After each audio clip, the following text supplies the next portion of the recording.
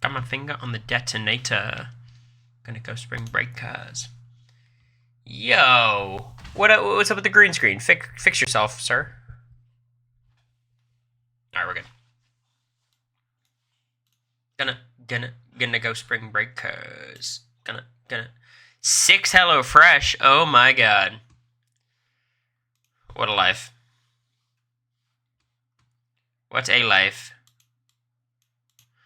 Simply Angie and Rihanna, thanks for the subs. I want to show you guys something. For anyone who was here for yesterday's insane stream, I've checked to make sure I'm not leaking anything by showing this.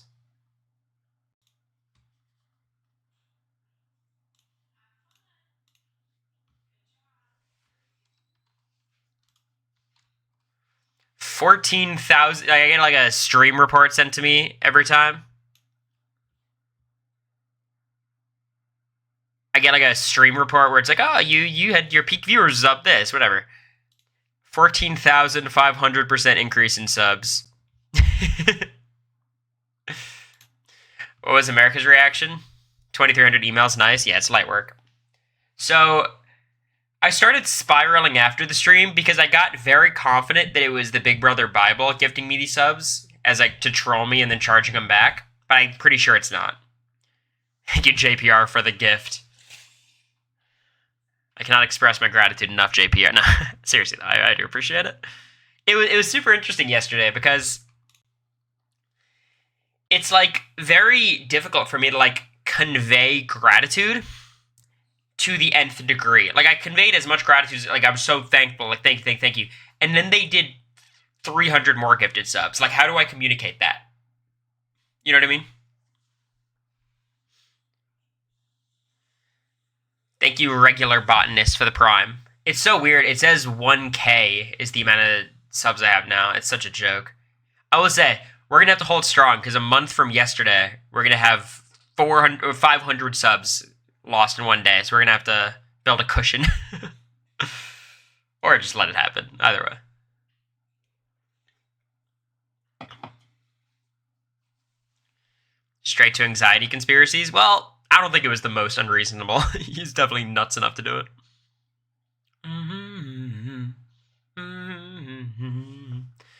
We got player rankings today. We'll look at the Stockwatch scores, see what they landed on.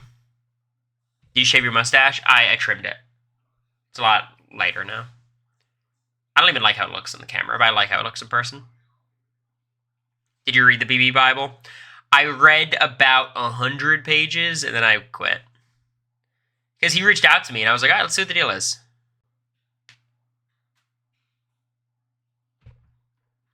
Because, like, here's the thing.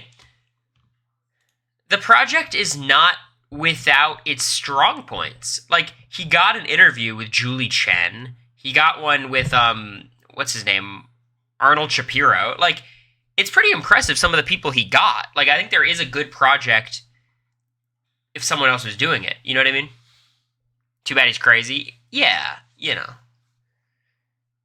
But, I like when fans are very into it. I just don't think he's doing it the right way. An Evil Dick Rider. It's a very funny name. You know, if Evil Dick was on one of these seasons, his fans would be called the Dick Riders. Which would be cool. That Terran game stream, yeah. No, it's you shouldn't be embarrassed to have bought it. Thank you, botanist. I can't stand chemo and T-core conversations. I wish I could penalize them more on the power rankings, but I just reasonably cannot. Like it's really hard for me to justify ranking them super lowly because they're in a fine position. Like they're really not doing too poorly. Thoughts on Angela inviting herself to the Alliance? Oh, so good. So good. Let me see if I can find the clip.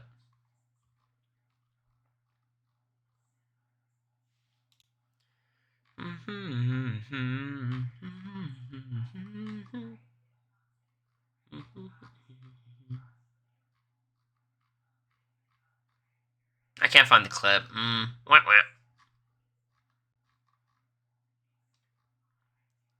They're in the Mimi position, only they have each other and she was by herself. Yeah, but the Mimi position is a lot worse when you have Suri in the house. Suri, Jared, and Izzy. Like, the Mimi position's fine without a really dominant power structure, and this season there was no dominant power structure, or not a clear one. I'm writing a Big Brother children's book. It's Scratch and Sniff about the house. Can I interview you for inclusion? Let me think about it and get back to you. I still can't get over this, y'all. Like, I'm hurt.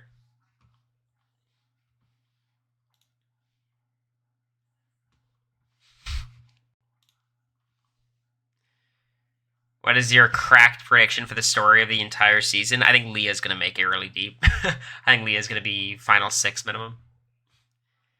That's my crazy take. And it's not based on anything. It's just a feeling I have. It's just a feeling. Do you see similarities in Tucker and Roddy BB3? It's major disrespect to Roddy. Roddy was not this all over the place. Any prediction for the twist announcement tonight? I'm of two minds. Part of me thinks, okay, they're going to get rid of AI Arena, which means they have to add another competition for Sundays. But it's a lot of money. Like, the budget is a problem. Like, they don't want to... I think they might take a break off competition. So this is not really a theory, but my theory is it's not going to be a new competition tonight. It's not going to be introducing some Sunday comp. That's my prediction.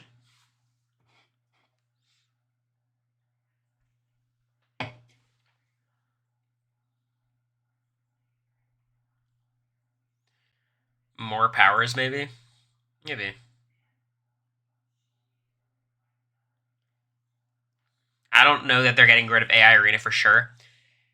Yeah, I agreed with you, TJ. I thought it would go until jury, but now I'm kind of thinking, like, they're making such a meal of this new announcement. It feels like we're entering a new phase of the game, no? That's how it feels to me.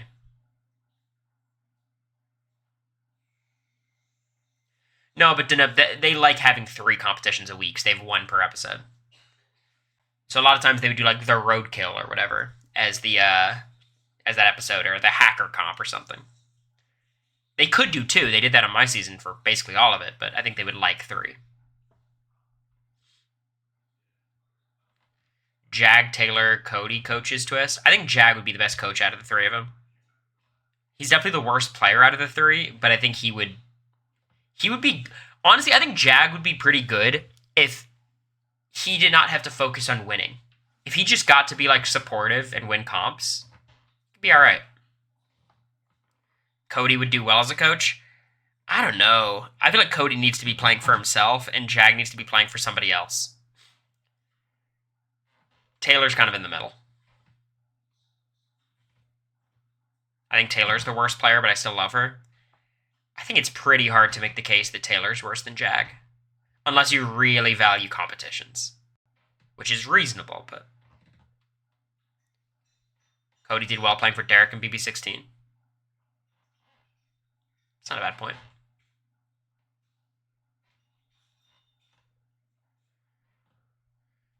Jag wasn't even a top 3 player of a season. Well, I appreciate it, Giesling. Because I assume that slots me into 3rd. I think you could say he's 3rd or 4th, depending on what you value. Hopefully Cedric goes Thursday? Nah. Y'all losing the plot. Losing the plot. Let's see what this stock watch ended up being. Let's see what this, how the stock watch turned out.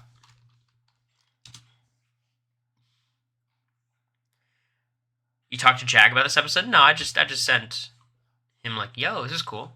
He said, thanks, man. That was it. Alright. Let's see.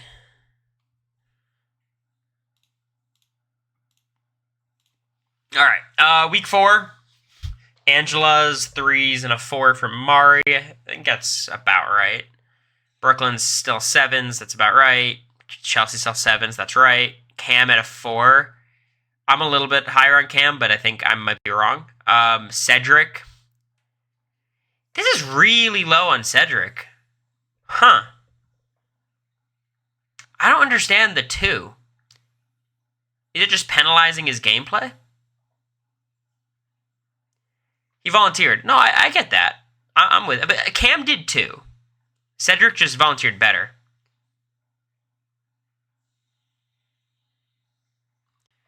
And, like, it seems like right now there's no danger of Cedric going home. Like, look, I think this seems to me more like you're penalizing Cedric for his gameplay as opposed to evaluating his position. Because I don't think his position is a disaster at all.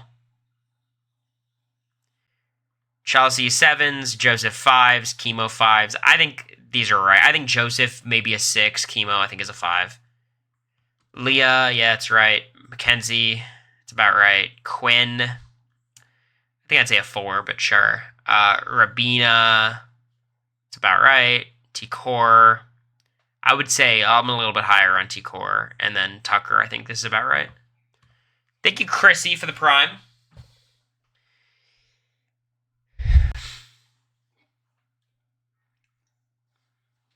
I actually disagree with a lot of this. TBH. TBH.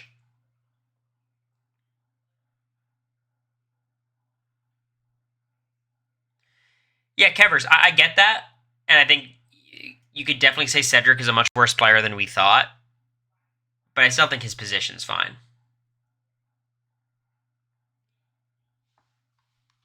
If he survives the sweep, which is a real risk.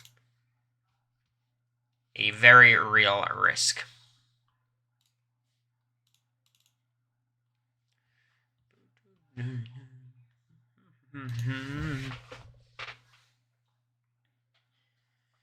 Angela being higher than Cedric overall is crazy. Yeah, that's what I'm saying. Like, I think ultimately my problem with those Stockwatch rankings is it feels like we're more grading how people have changed their position from the previous week as opposed to just looking at the big picture. Like, Angela made her position better, for sure. Cedric made his position worse, for sure. But Angela started way lower and Cedric started way higher, so Cedric is still better than Angela. You know what I mean? Angela can't go home. I think short-term security is just one piece of the puzzle. There's also, like, win equity. Does Angela have any win equity? Like, that's almost like the biggest deal to me. Maybe you could say she has a shred. Like, she has an ounce of win equity, but it's kind of hard. Stockwatch ratings aren't always based on the big picture. Everyone can use whatever criteria they want, for sure, but...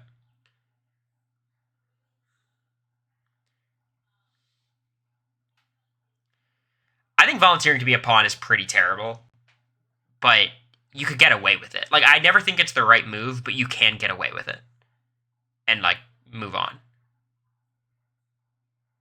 If Jag has win equity, so does Angela. Y'all, we gotta contextualize things. Like, everyone agrees Jag had win equity after week 6.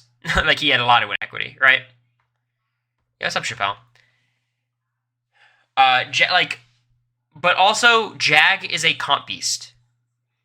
Comp beasts inherently have win equity. They do. Angela doesn't. And I get Angela's 1-2 comps. I think Angela's proven herself to be good at stuff. She's not a pushover. Like, she could win. But you can't reliably comp out as Angela. That's not a thing. It's never been a thing. Was he? He beat Felicia? I'm trying to throw a tantrum. Wait, stay like that? Y'all didn't compete against Jag. He was so good. He beat Serene Felicia, of course. So did I. So did America. So did Blue. So did Matt. Serene and Felicia were not good competitors. 100%. Jag's time in BB Comics, as someone who did BB Comics, I made one mistake and didn't even go back. It was unfucking believable. 8 minutes and 30 seconds is ridiculous. America made 0 mistakes and lost to him by 3 minutes. Swamp Slashers, he shit on everybody. He would have beaten every person you put up next to him in that competition. When it was the Days comp, he crushed everybody. He set the record for the longest time doing the standing spinning endurance competition. He set the BB Comics record. Just because he beat bad people does not make his individual performance less impressive. His times would stand up against anyone else in Big Brother history.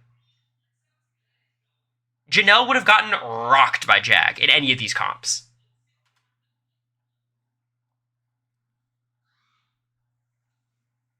Like, it's... Y'all didn't compete against Jag. In Cockadoodle Zoom, he was so fucking fast. That was against Red, that was against Cam, and he beat everyone by 5 eggs. The entire thing was 12. I'm not going to defend Jag's game. I don't think he's a great player. But his comp ability, that's the one thing he's got. Put him in any season. If he's on BB20, maybe Tyler and Casey take a couple of these from him. You put him on BB24, I think he shits on Monty and everything. You put him on BB23, I think he's beaten X. I think Kylan could compete in a lot of them. But, like, Jag's really fucking good. Thank you, Chrissy.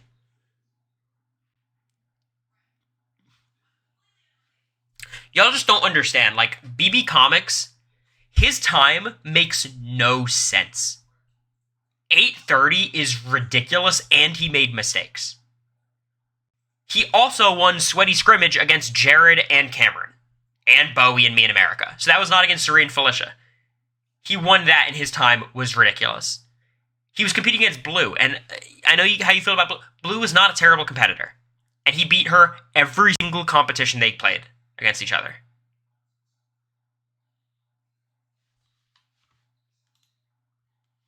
Is Chemo having a camp talk?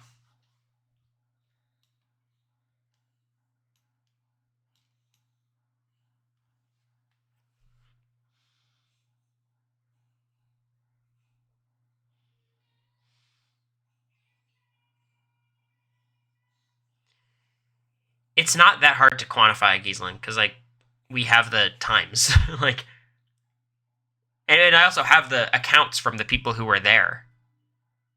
Like, Surrey Felicia, they were saying, like, yeah, it was not at all competitive. I'm not saying, like, it was the hardest thing to beat those people in those comps, but Jag smoked everyone consistently. It's like, I think people don't like Jag, and that's fine. You don't have to like someone. That's fair. But, like, his comp ability is his comp ability. He won 10 of them. And he's not just competing against Surrey and Felicia. Like,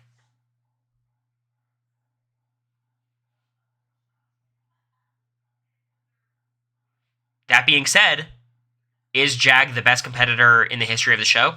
No, because I think Heisen would beat Jag in everything. I think Heisen was the alpha threat, to be fair. But Jag's really good. Alright, they lost me. Chemo, I didn't hear anything of Chemo said.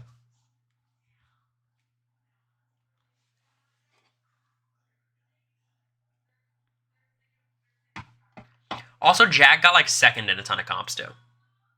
He got second in Artifact Stack. He was really close to winning We Come in Pieces. He was really close to winning both double eviction vetoes. Do you agree that Chemo needs to ditch T-Core? No, not at all. They're both each other's, like, biggest asset.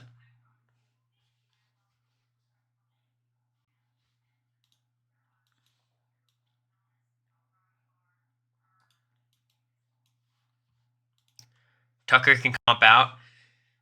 Yeah, I mean, look, Tucker can comp out, but you have to keep in mind, like, Jag didn't truly comp out. He survived the final 6 without comping out, which is just, you know, like, can Tucker survive, like, a week or 2 where he doesn't win a comp is the question. And I think he has enough people in his corner where it's possible. You know, it's possible.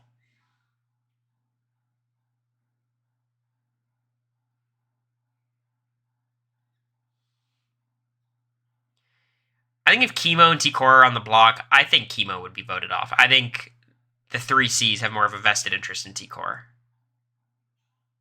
And I think people think Chemo's proximity to Quinn could be problematic. I don't think Tucker can beat Cam, Cedric, and Quinn every time.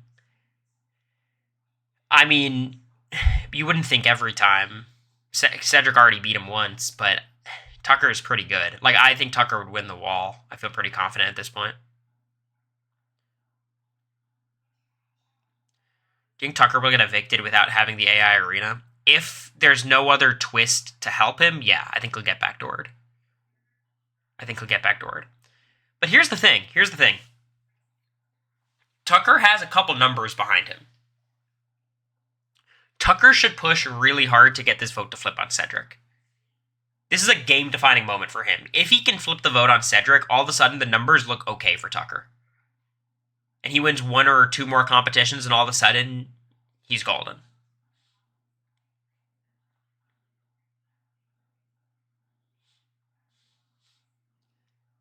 Thank you all for the HelloFresh stuff. We're at 6. Their ultimate campaign goal is 7. Obviously, we'd love to get as many as we can, but I appreciate it. My box is coming tomorrow.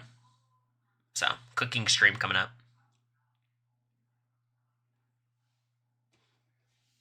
Also, not to leak too much, but we are interviewing a guest for the Patreon tomorrow. Someone I think you guys will be super excited about. Super, super excited about.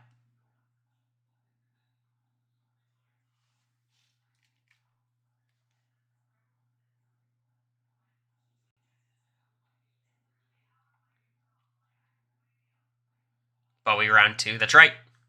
Yes, podcast tonight, Cory. 100%.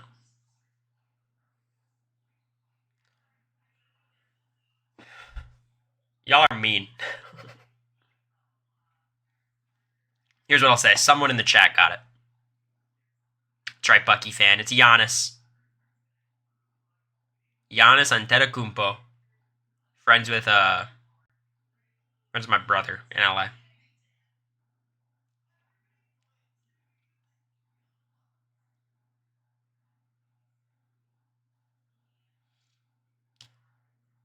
You're doing blindfold cooking? Yes.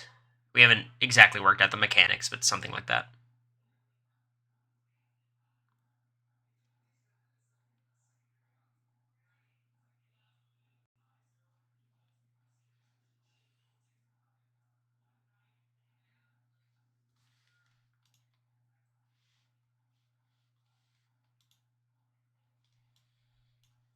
This house is dead. There's nothing going on ever. That's okay.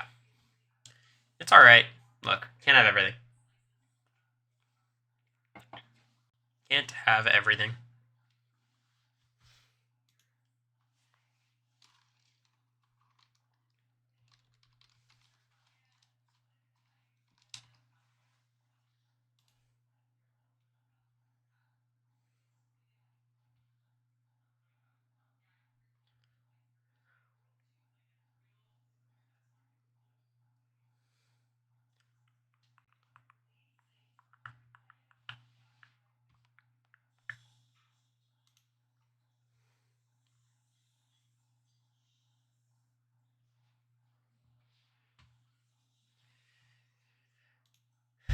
Did you hear what Cedric say? What did Cedric say?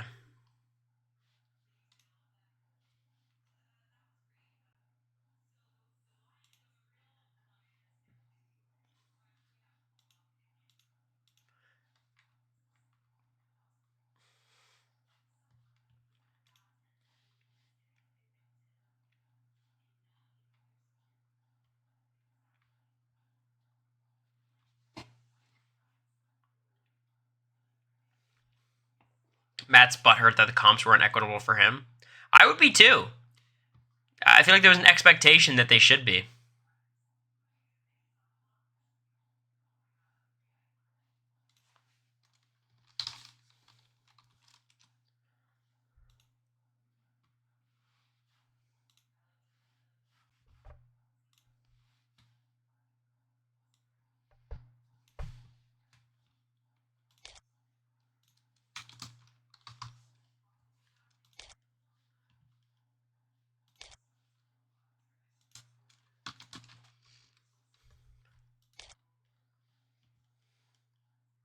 All right.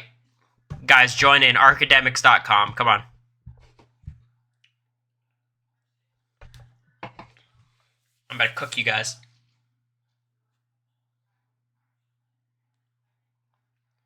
Called Archidemics. Archidemics.com. Get in my lobby.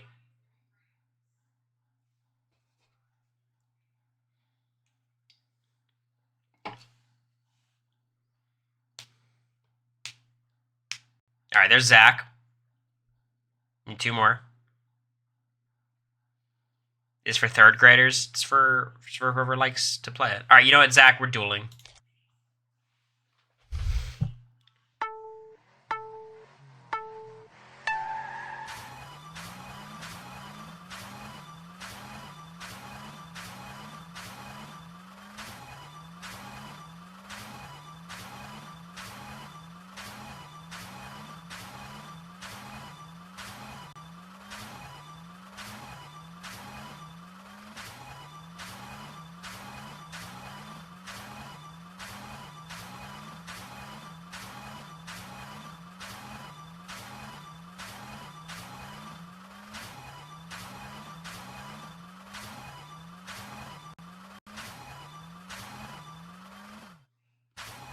Why can't I do that one? It's crazy.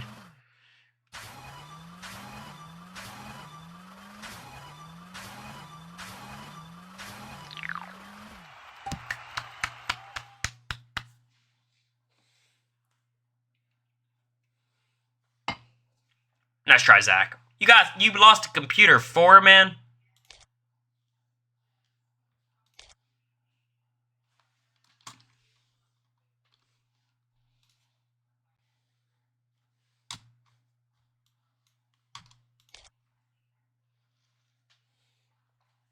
Beat you, Zach. Alright. Y'all think you could beat the king? As if. As if.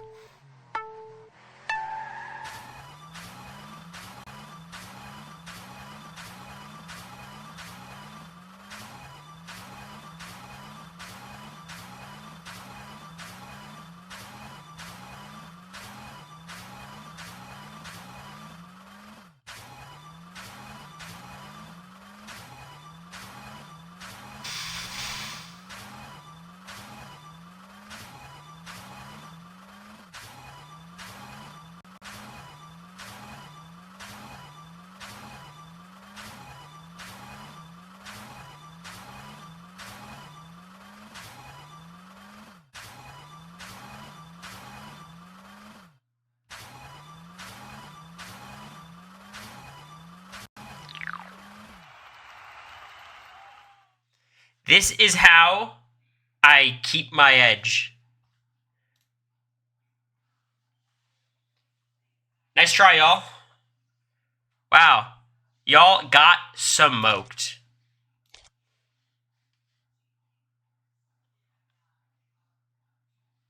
Alright, let's see if anyone could keep up.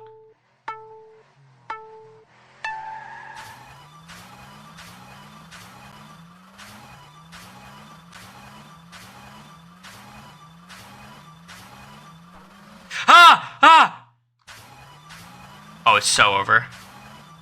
I have to actually make a comeback now? No way. It's so hard to come back in this game.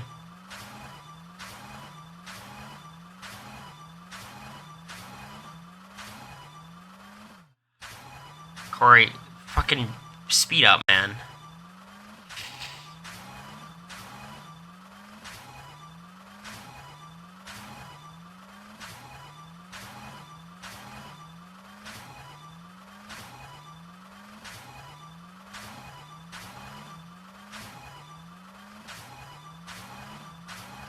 Very sloppy. Not good. Not good. Not good.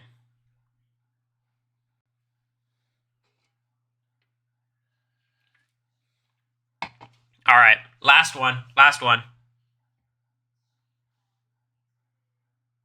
Oh, no. Is America popping off? We'll see after. Alright. Last one.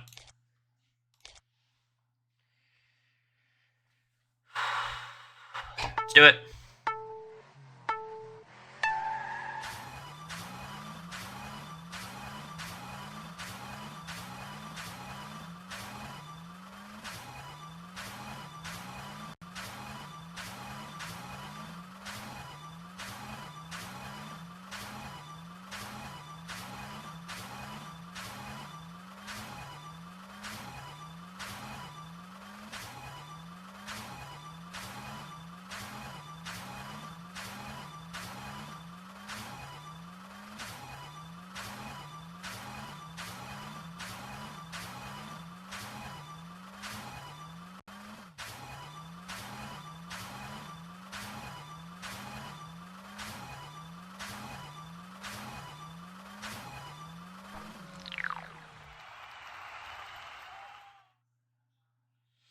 Alright. That was better.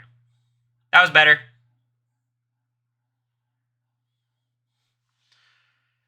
Better. Alright. Wow. What's going on with the feeds? Anything? Anything interesting?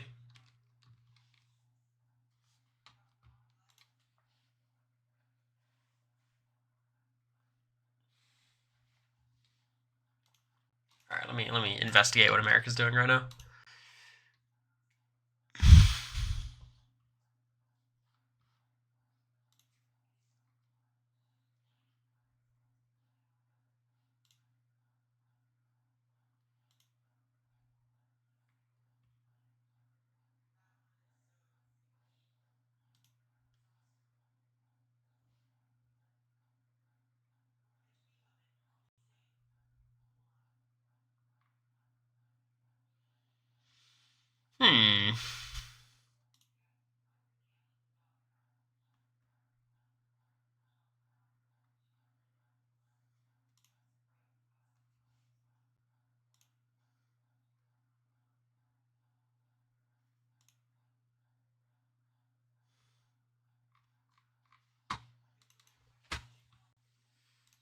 The girls are fighting.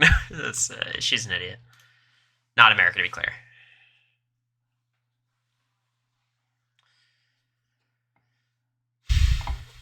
They just want the interaction. Yeah, like here's the thing with the Leah Quinn stuff. Like,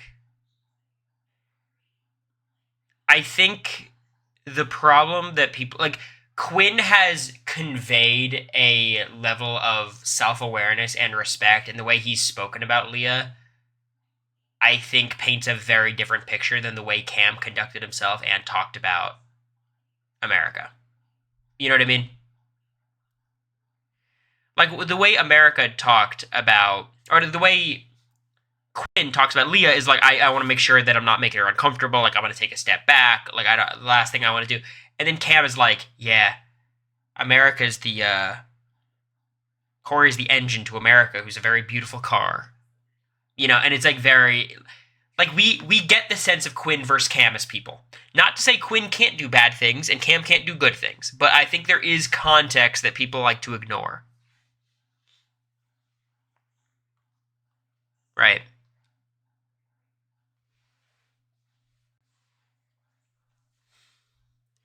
The comparison doesn't work at all. Like, basically, like, the situation is similar in one way. America was expressing to people in the house that she thought Cam was being creepy, and Leah is expressing that Quinn's creepy. And that is what this person's honing in on and ignoring all these surrounding contextual factors.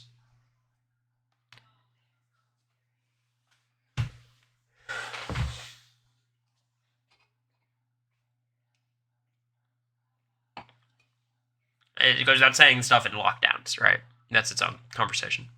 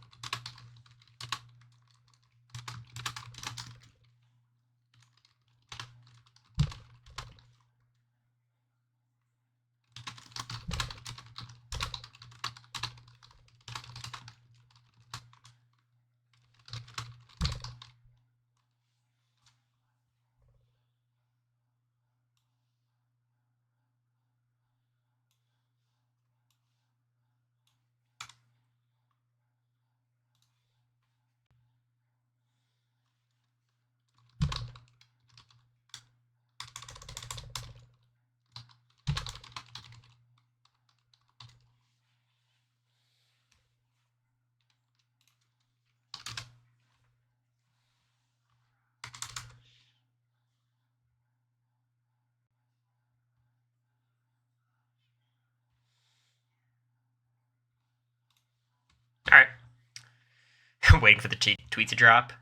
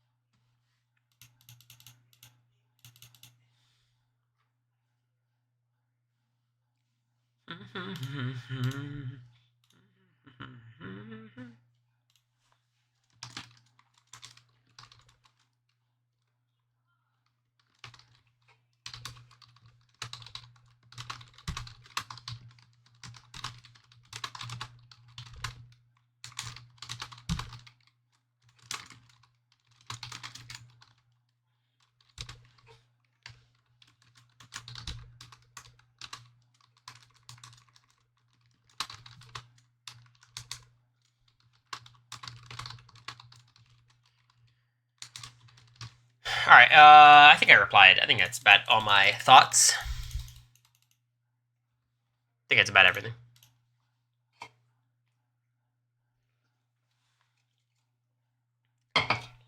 Y'all just got to see the process live. You got to see a man at work. That's how the magic happens. A little peek behind the curtain. Cool. How cool is that? Y'all are lucky.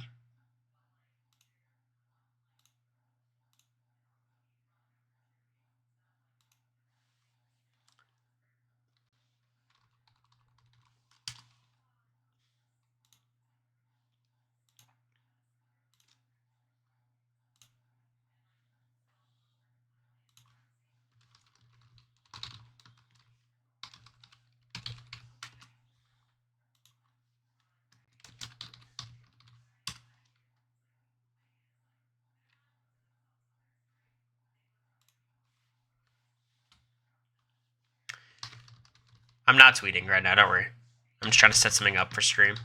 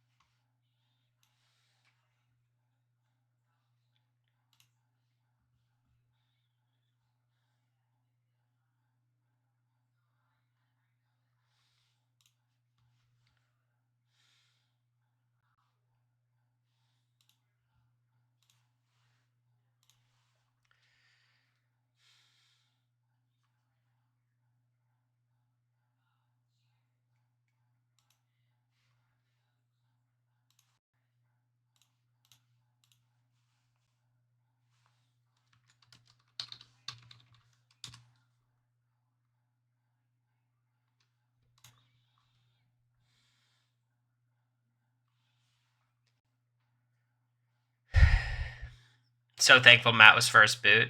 I think so. I think it was a good thing.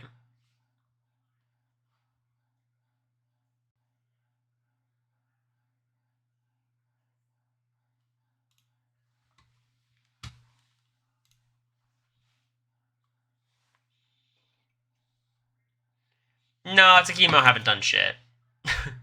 Wait, are we going to pets? Or is it wrong?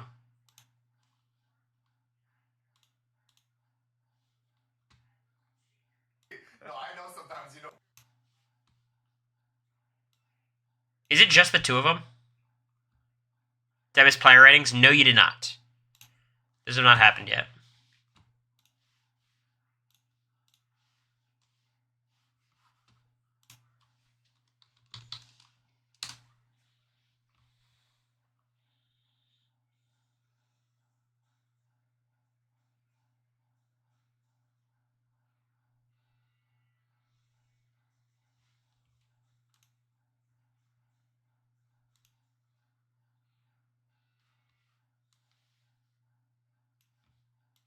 They all think it's the wall, huh?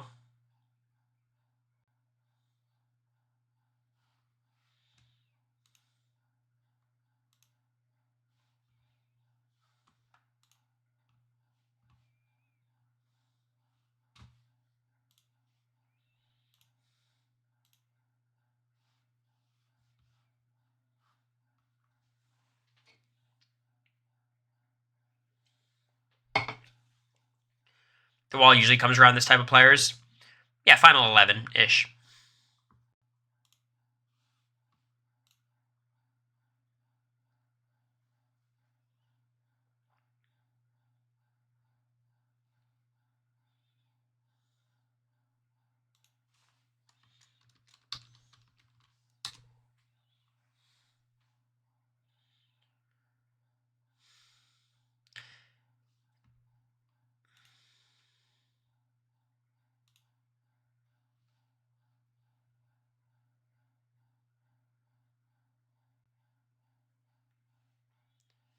Why are we thinking wall comp? I think the theory for wall comp is just the backyard's been closed for a while. When did it close?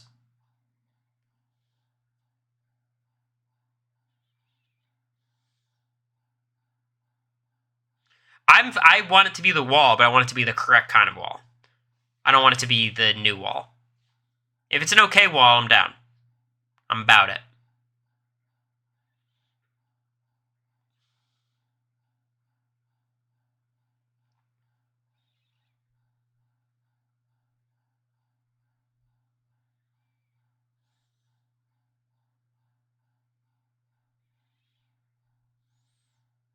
What's your reference when you say the other wall? Like BB10.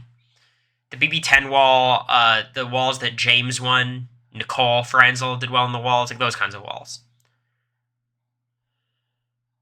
The walls where it's got like the metal bar behind you and you could squat. Not the ones that just tilt like fucking crazy.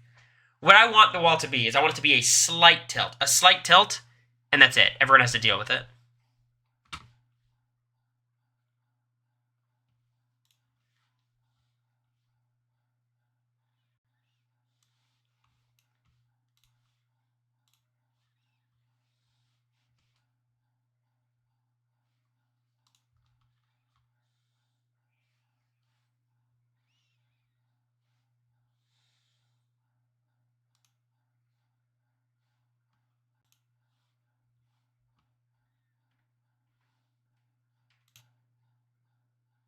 All right, what are they talking about? They're whispering.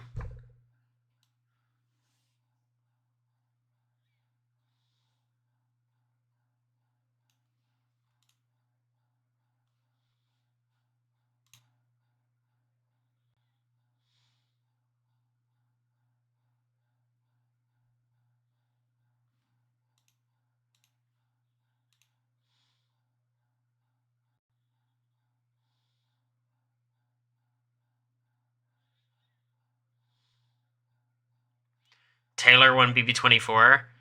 Yeah, I think Taylor's the outlier, to be honest. But also, Taylor's was easier. Like, Taylor was able to squat. Like, they literally took away the ability of that, where they, like, drove up the triangle.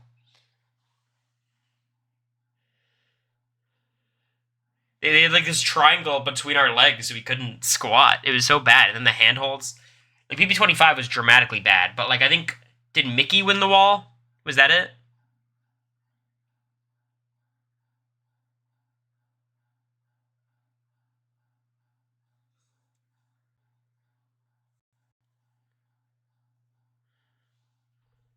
Are Tikor and Kimo talking about anything?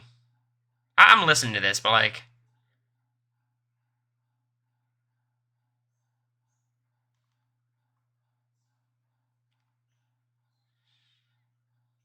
So what, they're just suspicious of Leah?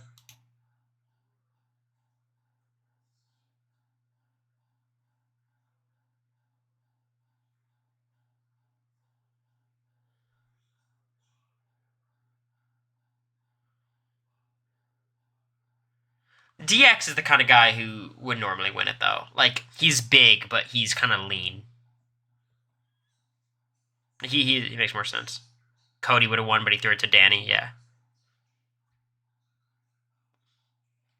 I'm getting nothing from this conversation. I'm sorry, y'all.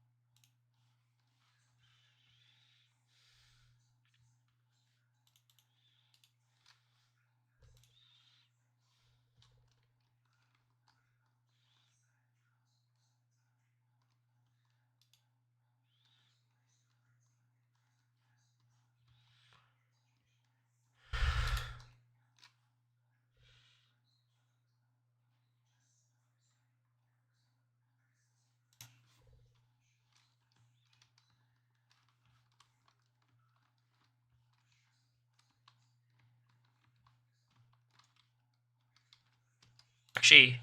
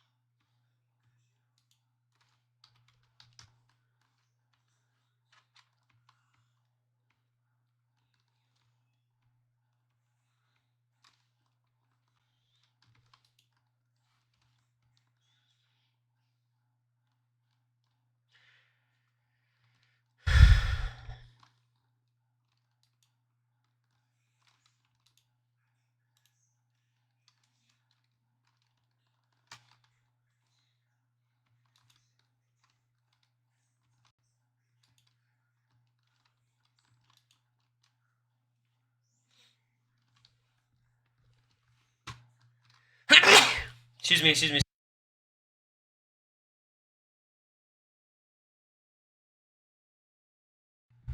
Is that a dream skin, sir? I can argue it was ironic.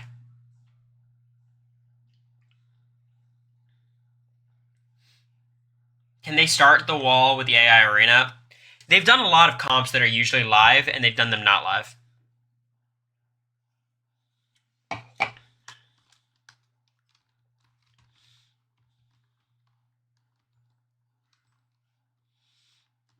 They haven't had any balance comps yet. They didn't really have any balance comps in our season. Not really. That's not like a...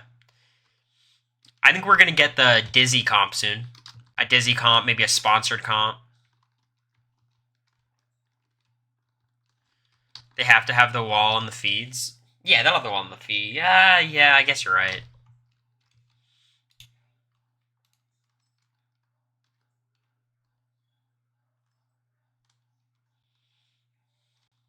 Ballerina, yeah.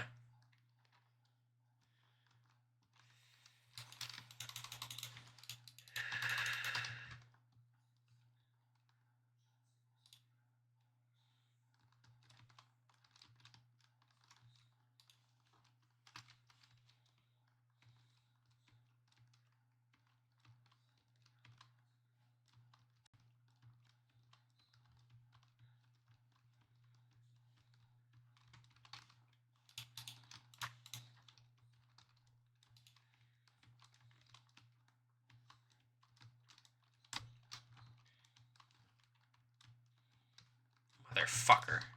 I'm so washed.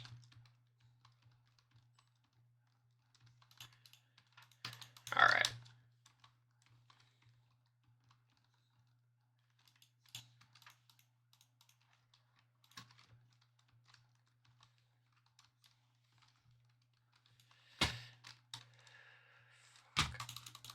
What the fuck is that shit? Why does he have full iron and enchanted sword already? The fuck? Nah, fuck this. These kids are trying too hard.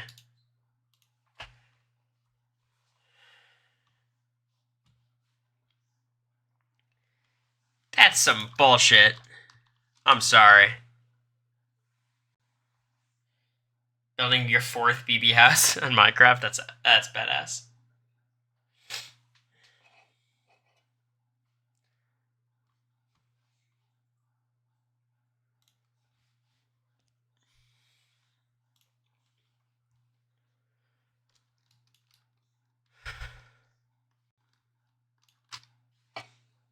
Who's trying to play?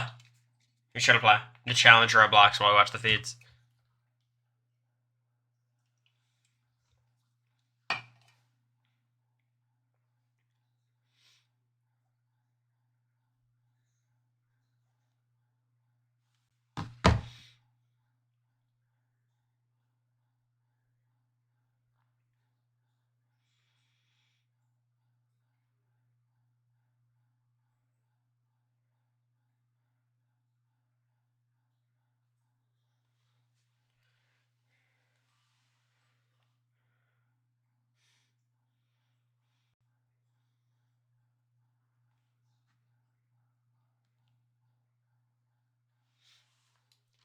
Y'all think Enzo is the op?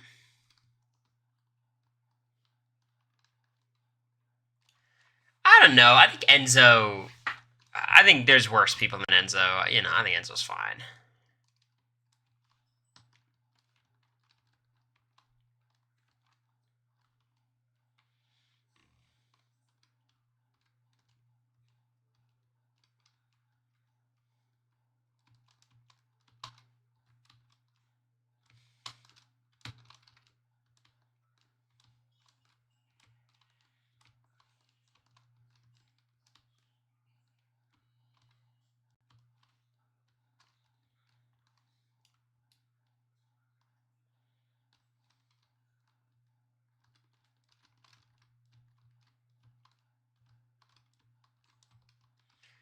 Did you guys enjoy the Challenge USA, or was it terrible?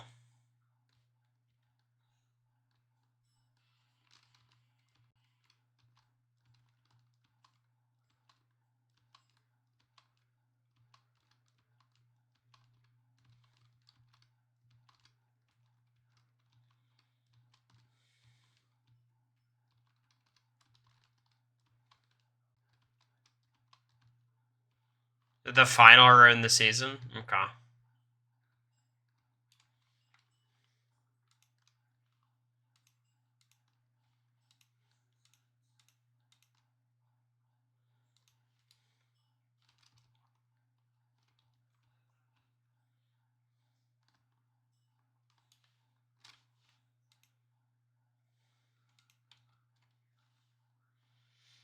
Oh god, we gotta get rid of Iris. 13 wins? What the fuck? 4, 5, 6, 7. We got 7, we need one more. Alright. The final season was so better ruined the whole season.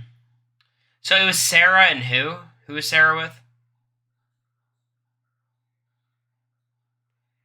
No, none of us hosted. We didn't host a veto comp. I kind of hosted during Zombie Week, the Resurrection Rumble. I was technically the host, but it was not like a costume or anything. Danny is his name. Okay. I'm 41. Yeah.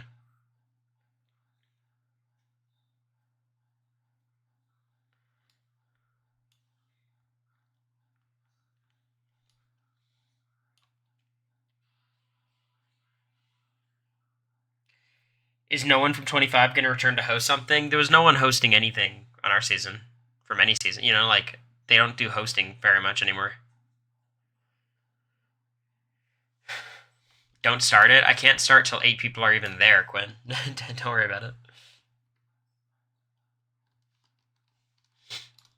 I don't know. Sarah, say what you will about Sarah. She's got that dog in her. She's there's not that many people who are better than her at CBS reality.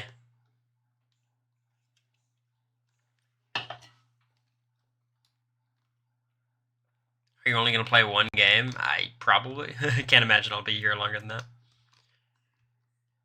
Yeah, I mean Jag's back tonight, but that's kind of its own thing, right? Here we go. 1, 2, 3, 4, 5, 6, 7, 8.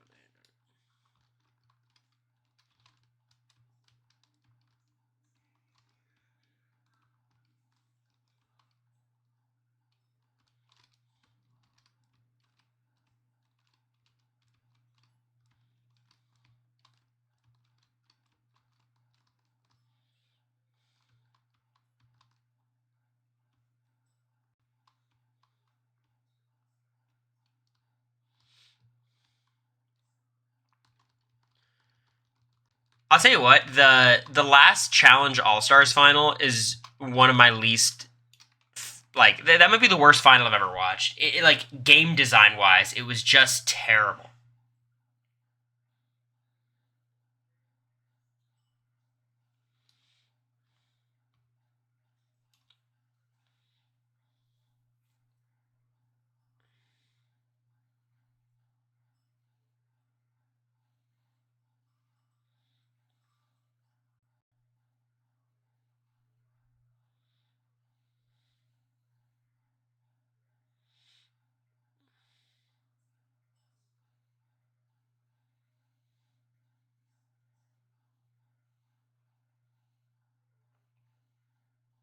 Ending of All Stars 4 was kind of meh. It was terrible.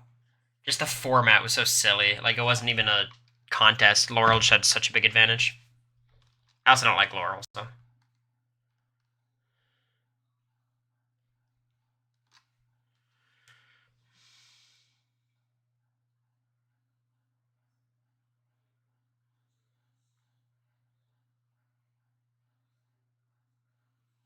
Damn, Iris gonna shit on us, huh?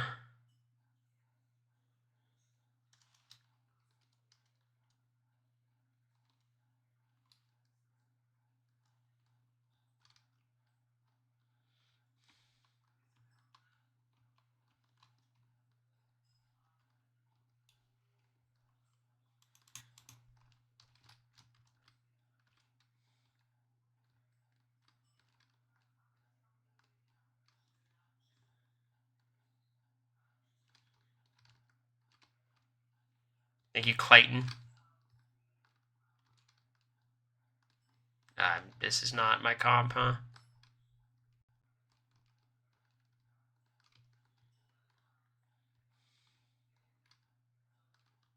Damn, I'm trash.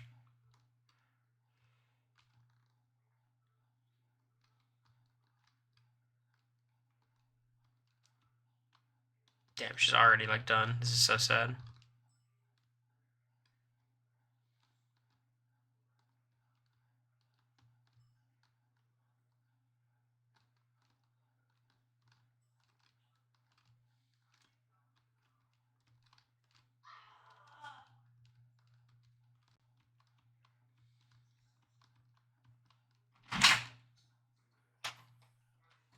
People are so stupid, babe. It just pisses me off. You see me responding to them? I did, thank you. But people are so fucking stupid. You wanna talk on the mic?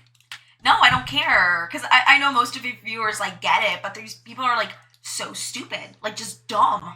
Like, dumb. They're just ignoring It's all insane. the And there's, like, context no of the season. talking sense. And I mute after a while. But still, I'm like, ugh, like, people like this exist. Like, just dumb people. And it's so frustrating. It's just not worth it. It doesn't do anything. No, I know it's Just not worth block it. them.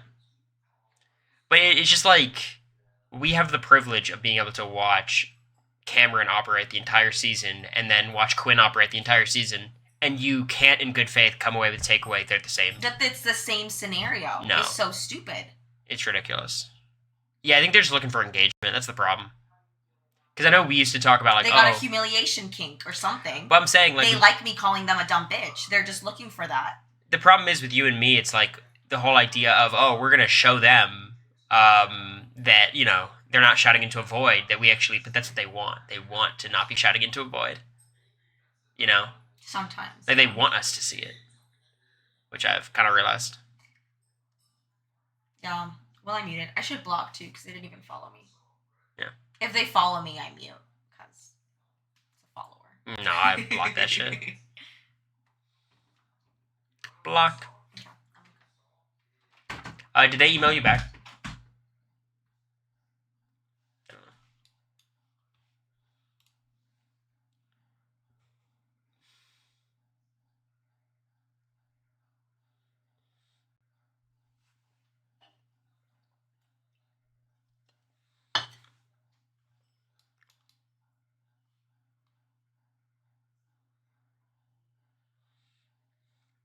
Who do I vote here?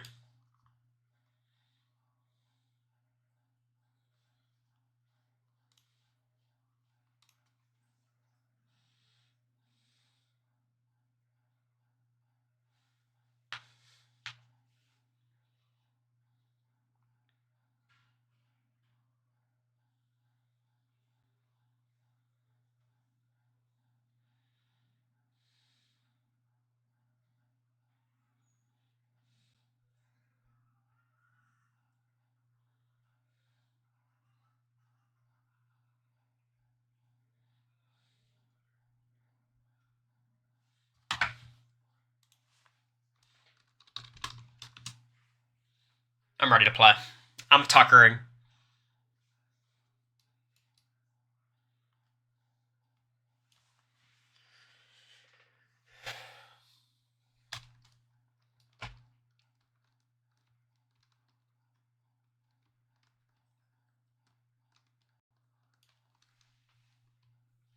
Is tuckering a BB verb now? I think so. Like, I know people call it the Marcellus, but it's the tucker. Like, this is Tucker's move. This is his strategy at this point.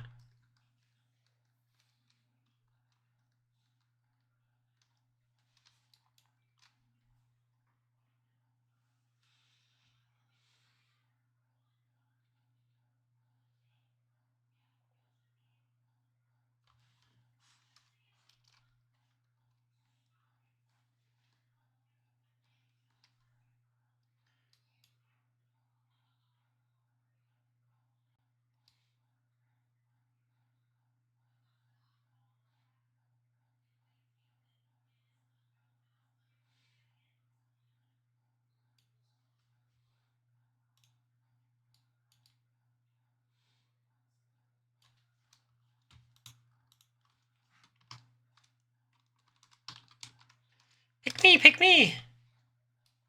Let's go.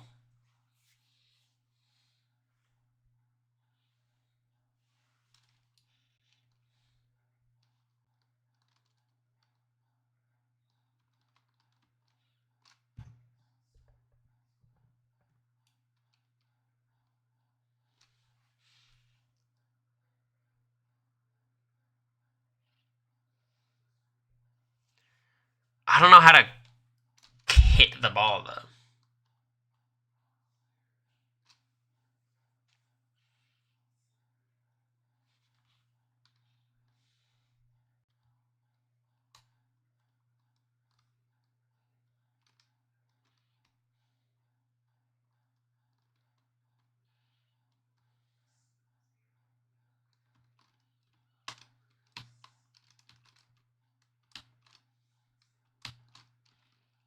Shit.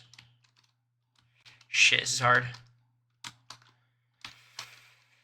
Shit, this is really hard.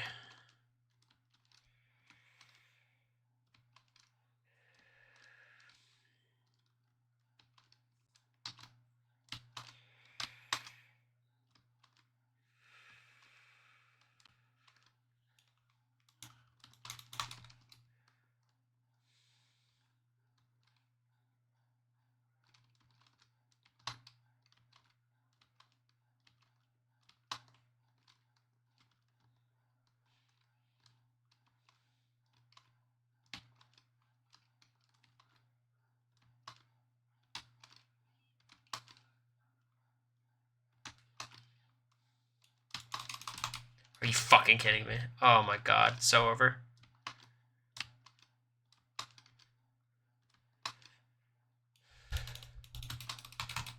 This is so stupid.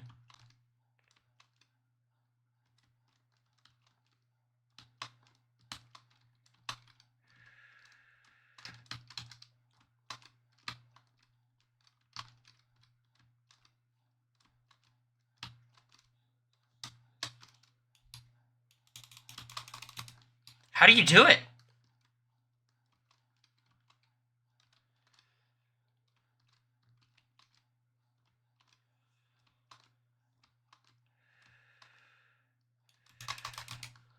I don't understand. I don't understand. I don't understand. I don't understand.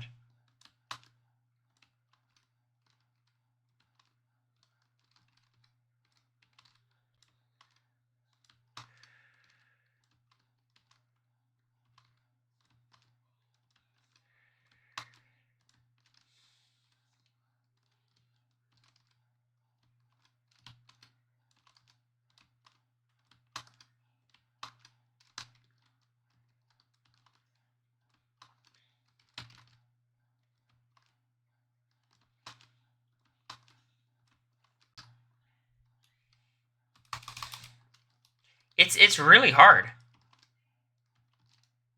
It's just not letting me click on it.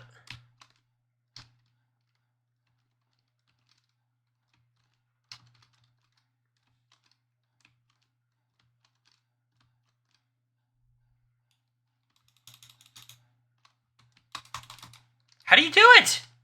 Choose a different one. I need all 5.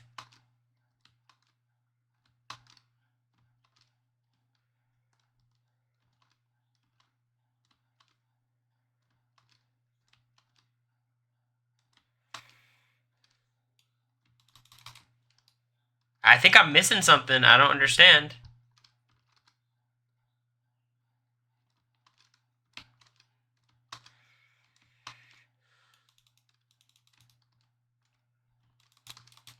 Like, how is that not it? Am I missing something?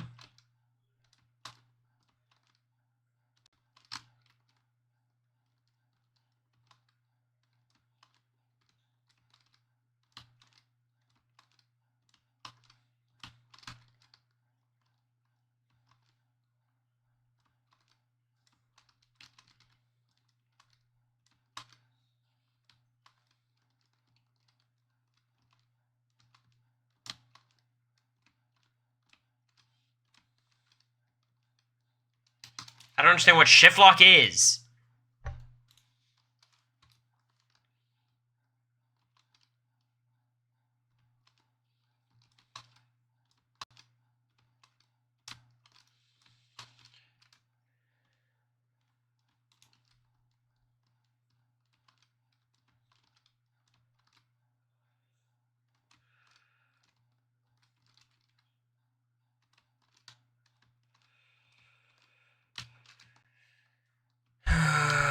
Such horseshit. This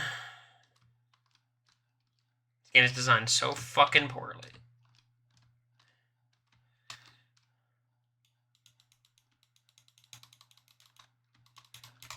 It just doesn't fucking work. It doesn't work. Like, this is not where the difficulty of the game is supposed to occur. I want it. I really want it. Please. I'm getting close, too. It doesn't... I mean, I got one. I should win. Determined by me. Wait, so it's just fucking random? Let's go.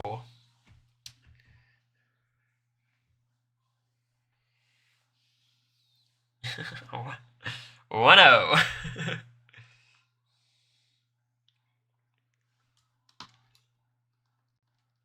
A fucking shit show.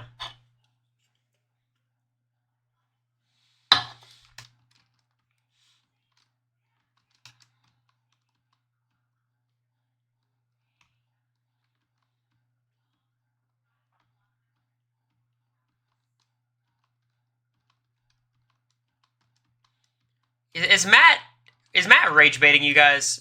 I think you guys might be getting rage baited.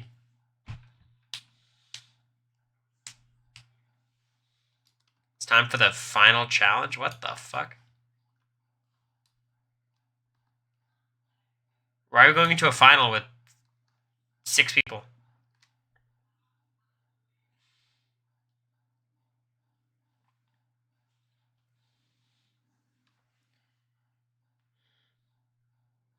Why didn't Quinn nominate MJ, Tucker, and Rabina? Cedric volunteered.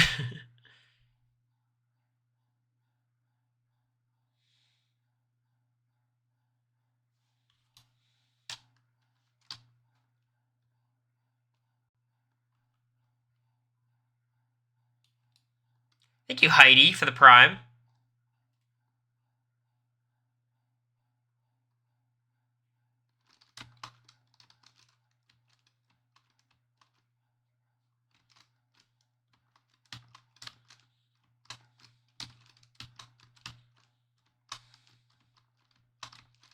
Hey, oh, it's so over already. Fuck me.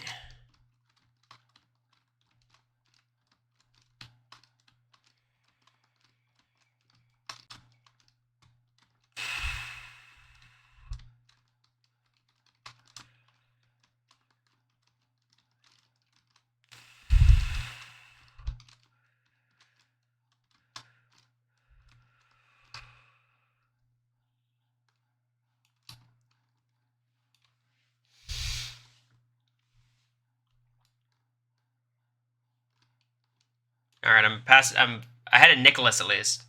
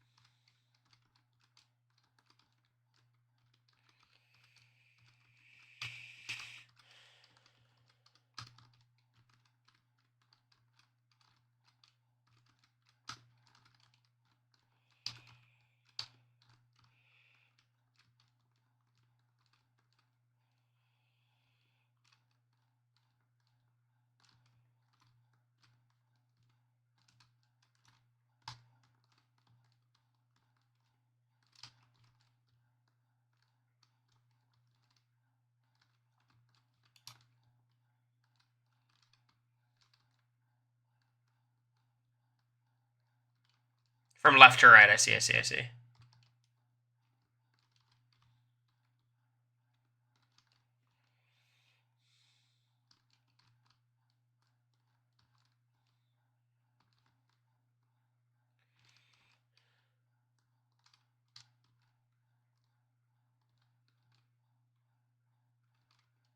Fuck.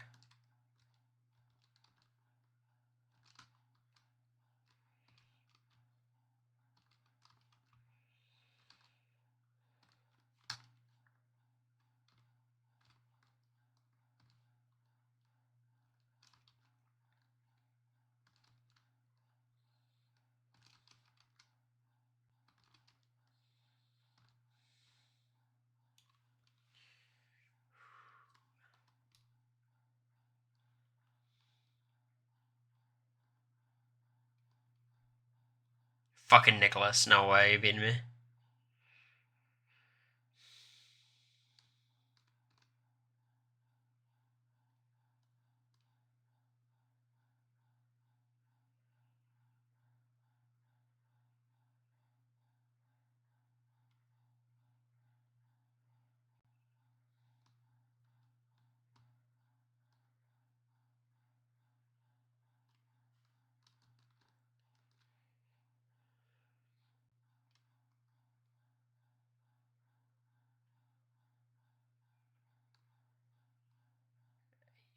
Yo, get it in the chat, y'all, my code.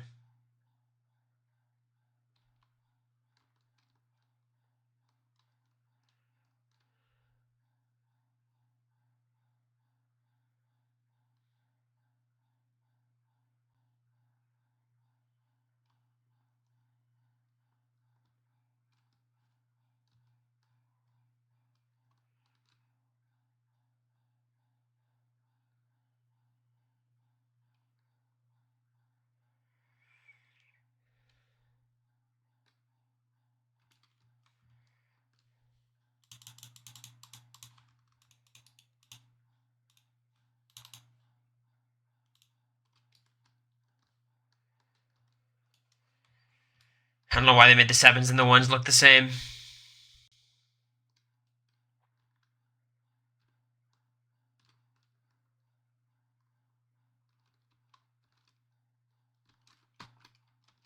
That's hard, man.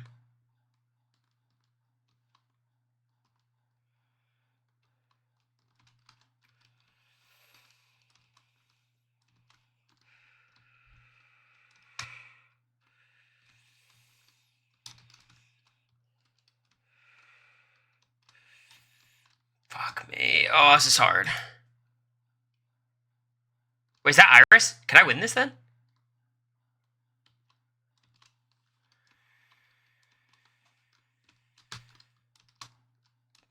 I did not know Anderson .Paak.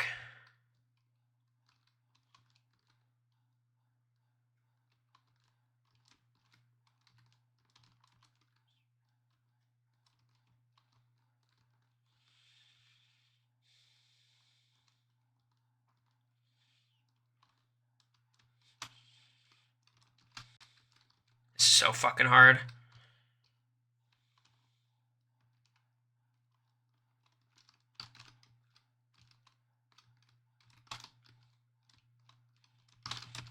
Shift lock helps a lot here, actually.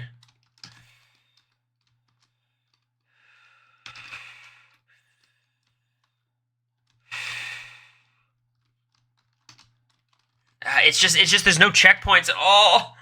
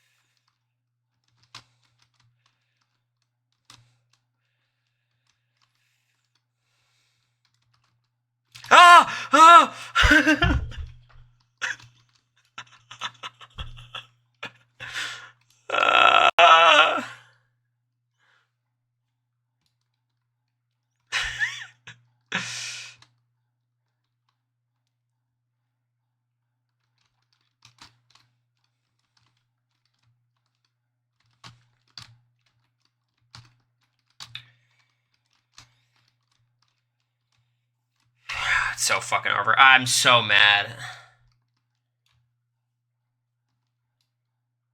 I'm so mad. It's not even over, though. I can still win.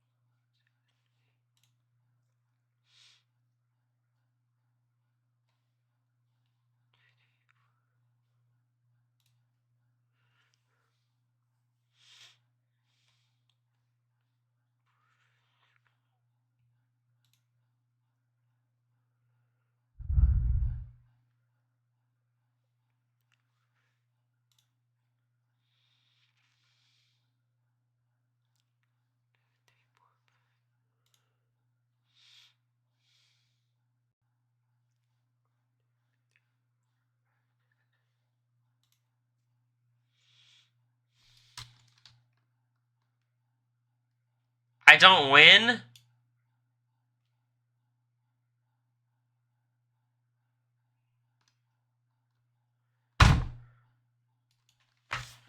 I thought I was ahead of her. Am I crazy?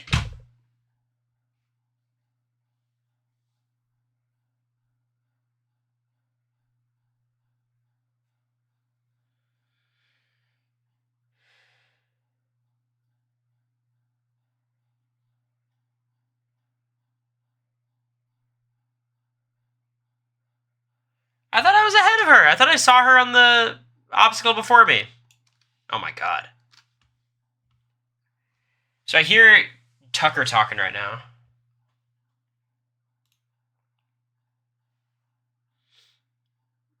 Cedric Quinn or his name. Cedric Quinn Cam.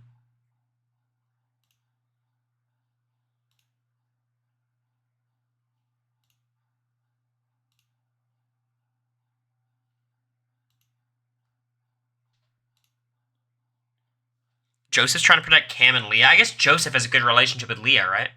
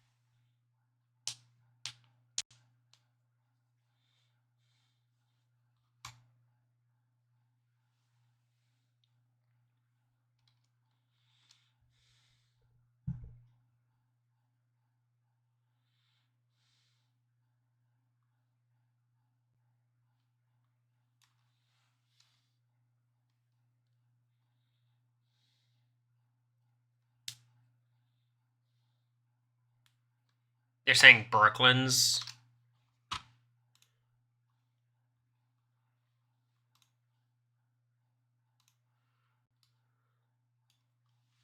Sorry, guys, I gotta win.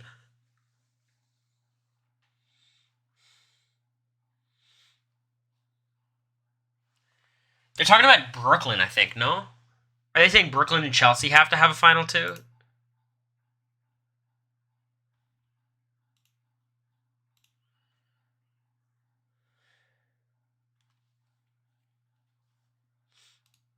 I think Quinn, Cedric, and Chelsea would be the right noms to really fuck up the house.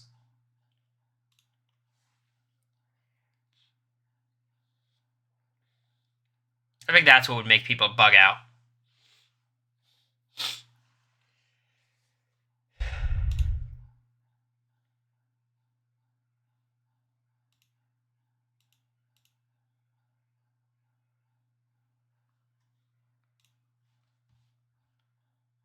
Quinn would just go. I don't know. It's not like the Visionaries, like Kimo and Tikor are not going to get rid of Quinn just for fun. You know, like I think they might get rid of Cedric. I think they'd want to keep Chelsea and Quinn. I think Cedric might go there. What do you think about Joe's thinking he's season 7 Will? Y'all just gotta stop taking him seriously. He's a dry humor guy. I don't believe he thinks that highly of himself. I think you could hear it in his tone.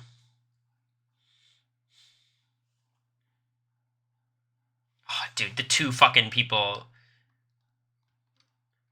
with the most wins are teamed up. It's so stupid.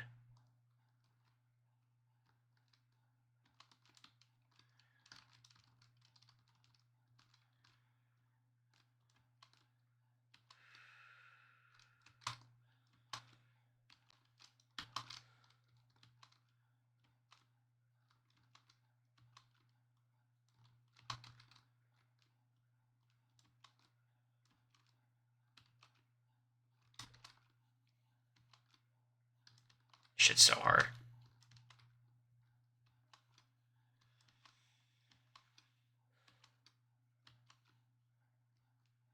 What?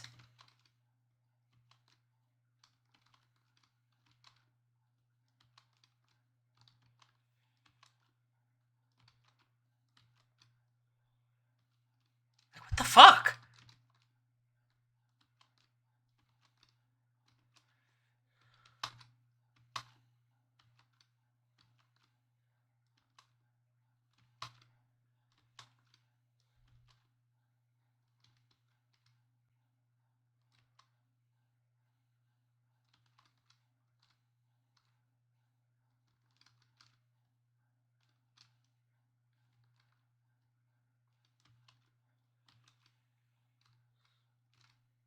You shift lock? Shift lock helps here? How?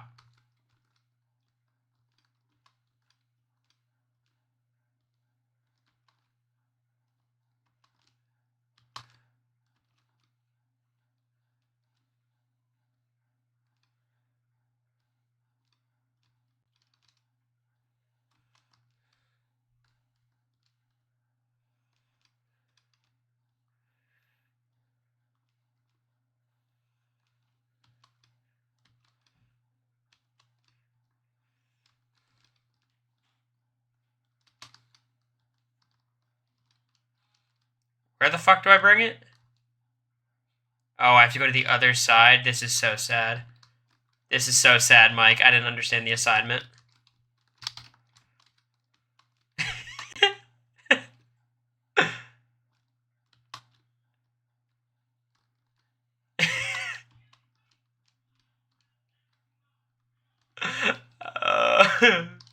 No.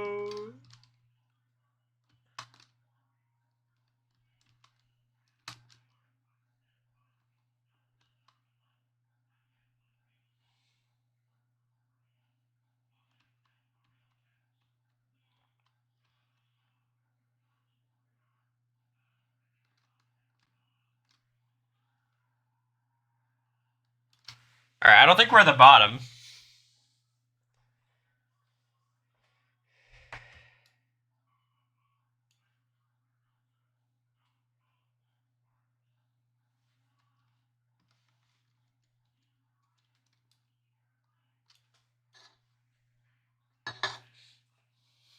Joseph told Tucker Brooklyn and Chelsea are snakes.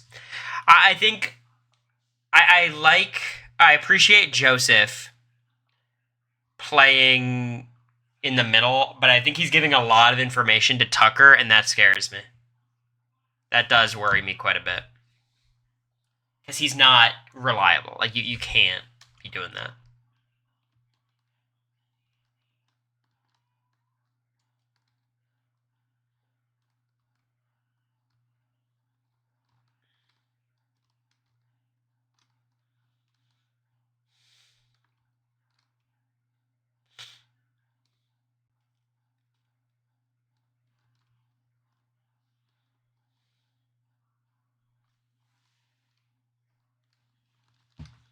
I have a weird feeling Joseph will go before Quinn. I don't think Quinn is necessarily going to leave very soon.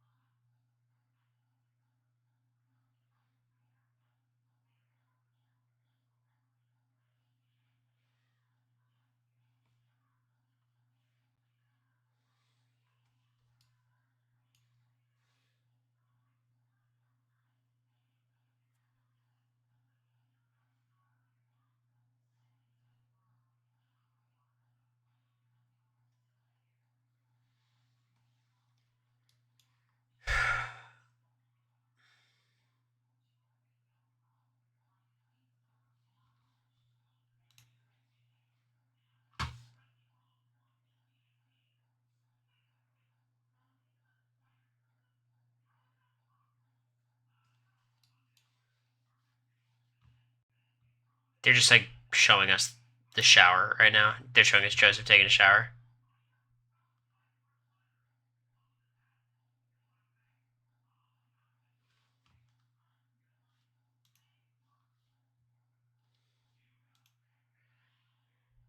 His feeds are brutal. Just like, here's the problem. Like, even the strategic conversations, they just don't matter that much. I don't know. I'm really not feeling the season as much as I would want to.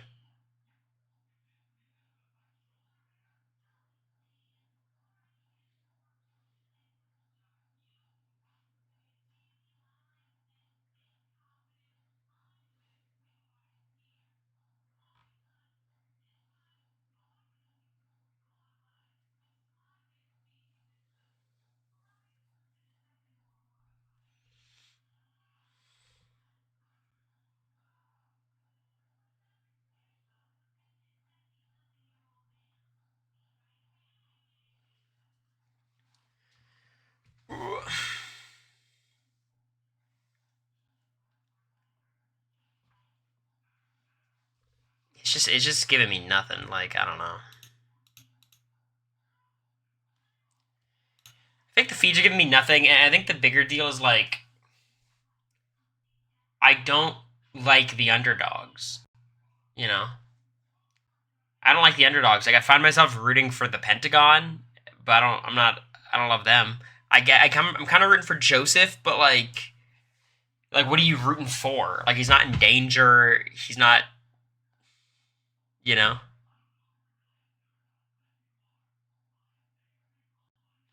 Like, I'm getting kind of frustrated how highly people are talking about this season. Like, it's just not. I don't know. It's not doing it for me.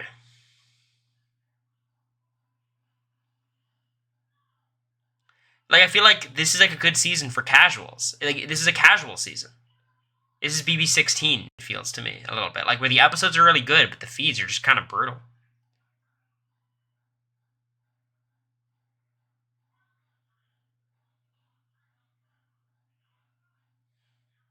Like, I see a lot of people being like, the AI arena is great. They should bring it back. It's like, really? That's your takeaway?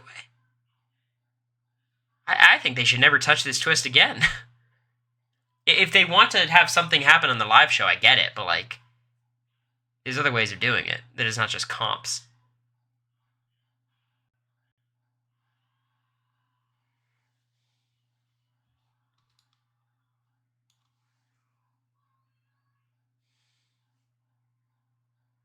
Gardner said they love AI Arena. Of course they do.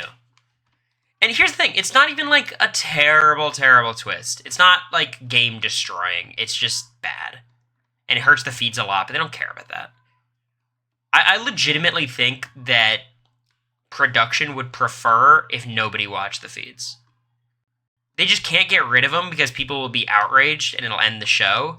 But if they could have it their way, the feeds would have never existed, you know? I don't think they get as much out of the feeds as they want. Like, it's not like the pros outweigh the cons to them.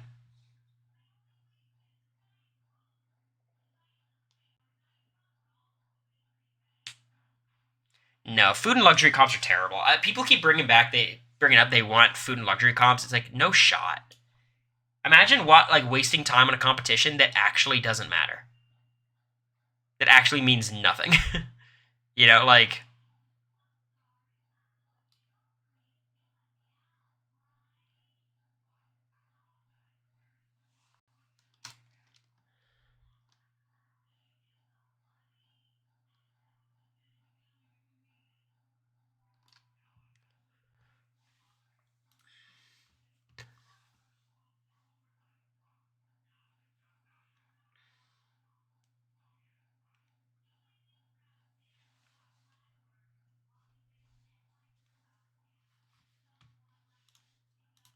Mike, I'll do triangles and circles, okay?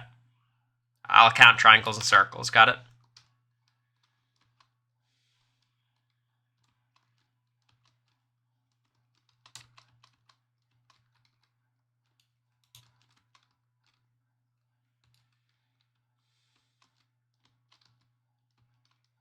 This is not going to be good. I'm very slow.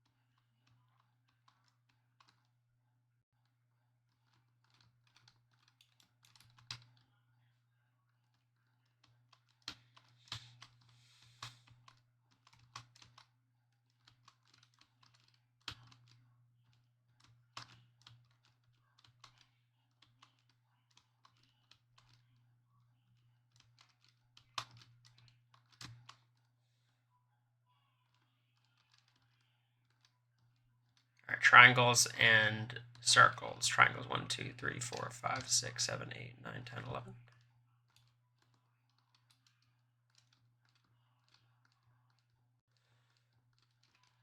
Circles, there is 1, 2, 3, 4, 5, 6, 7, 8. 1, 2, 3, 4, 5, 6, 7, 8, 9, 10.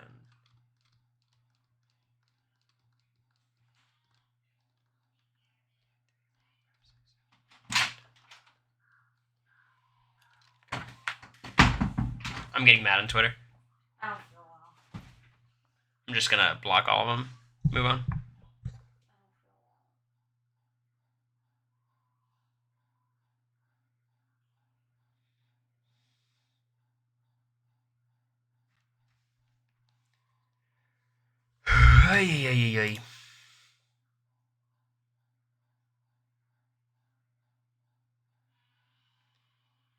But people just gotta understand, like, food comps are terrible. They would be horrible.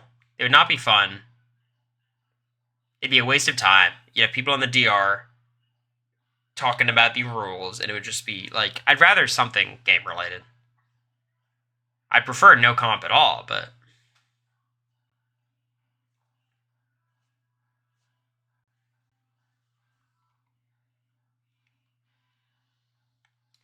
Mike, I think I'm bailing from this Roblox game. I hate to be the bearer of bad news, but I gotta do these player rankings and get out of here.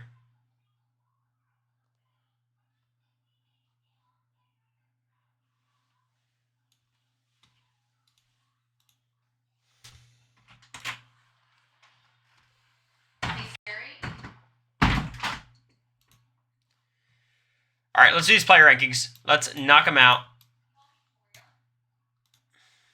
Let's do it. Not as much movement this week as I would have necessarily anticipated, but let's see what the deal is. So, we move into the player rankings as a recap of what happened last week on the player rankings. Let me do this, and then screen capture this. So this was the chopping block. We had Kenny last. That was a good call. Then Angela, Tucker, Leah, Mackenzie. And, of course, on the power rankings, we had Cam, Quinn, Rabina, Joseph at 6, Chemo, Cedric, T-Core, Chelsea, and Brooklyn. Now, obviously, there's been some movement, of course, and we're going to get into that. So, we first off go to the chopping block. Who do you all think earns the final worst spot, week 4, worst player in the game? A reminder, my player rankings is a rich tapestry. It's not just about short-term security. It's not just about win equity. It's a combination of everything. A nuanced weighing and consideration of it all. Everyone's saying MJ. Some Tuckers. Well, it's MJ. She's the target. And she's played terribly the entire time. She's active, which is good, but she's actively pretty bad for her game. She's built no relationships. It's a sign of a pretty bad player when you would benefit so many people's games and they still all want to vote you out. It's really it's like a really bad thing. Like, MJ should be able to make the case to Chelsea and to Brooklyn that, like, you should keep me, and instead she's just going home. No one's giving her any info. Yes, sure, but, like, at a certain point, you gotta advocate for yourself, effectively. And I'm with you, Stan. Like, she's trying. Like, I think Mackenzie, in a vacuum, might be a better player than, like, Rabina, but position is also a part of the player rankings, and she's going to go home if she doesn't win the AI arena. And even if she does, I don't see where she fits in this house. Like, if Chelsea or Brooklyn were going to pull her in, it would have already happened, and they'd be trying to flip this vote. Even if she wins this week, she'll probably be a target next week. Like, if it was strictly who's a better player, maybe I'd have MJ higher. But even then, that's an argument that is might not be super easy to make. Point being, I have Mackenzie last, and I think she's the target. I think it's that simple. Okay. She'll fit perfectly as 4th in these Instagram lives. Honestly. Who do you guys got at number 12?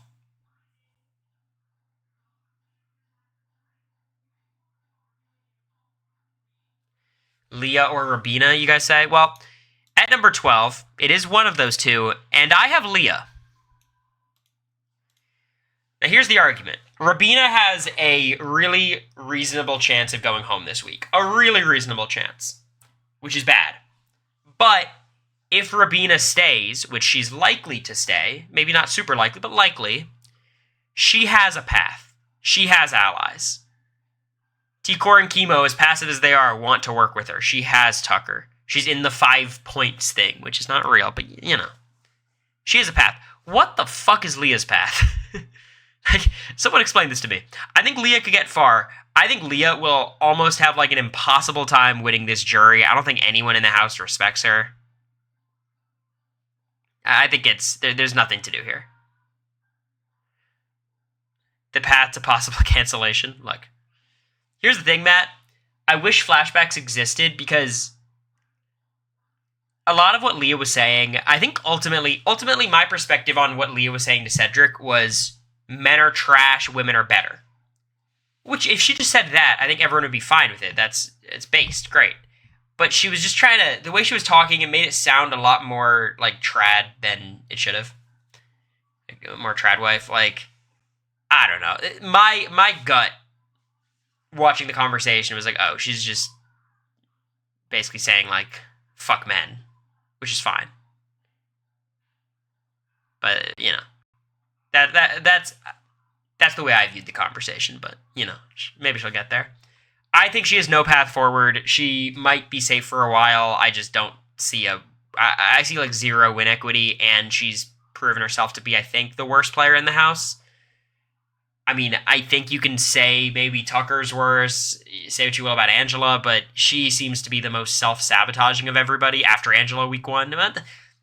No, because Angela and Tucker are more self-sabotaging, but I think they have more going for them. Leah has, like, all the negatives in the negative column and, like, nothing in the positive column for me. So, that's where I've got Leah. And then number 11, I'm not even going to make you guys guess. It's Robina.